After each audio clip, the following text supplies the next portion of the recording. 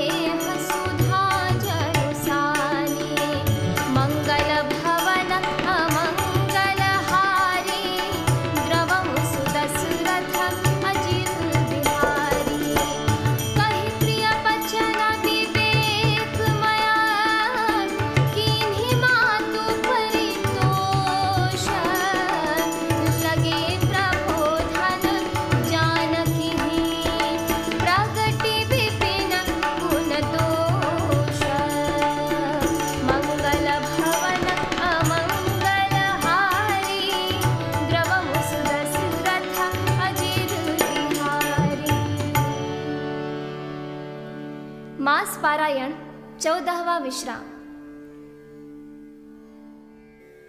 अर्थात सास ने कोमल वाणी से आशीर्वाद दिया।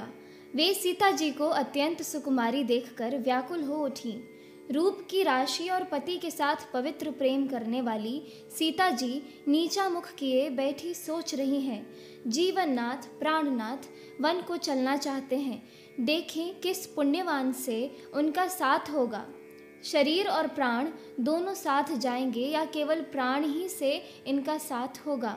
विधाता की करनी कुछ जानी नहीं जाती। सीता जी अपने सुंदर चरणों के नखों से धरती कुरेद रही हैं। ऐसा करते समय नूपुरों का जो मधुर शब्द हो रहा है, कवि उसका इस प्रकार वर्णन करते हैं कि मानो प्रेम के वश होकर नूपुर यह विनती कर रहे हैं कि सीता जी के चरण कभी हमारा त्याग न करे। सीता जी सुंदर नेत्रों से जल बहा रही हैं। उनकी यह दशा देखकर श्री राम जी की माता कौशल्या जी बोली, सीता अत्यंत ही सुकुमारी है तथा सास ससुर और कुटुंबी सभी को प्यारी है। इनके पिता जनक जी राजाओं की शिरोमणि हैं। ससुर सूर्य कुल के सूर्य हैं और पति सूर्य कुल रूपी कुमुद वन को खिलाने वाले चंद्रमा तथा गुण और रूप के भंडार हैं।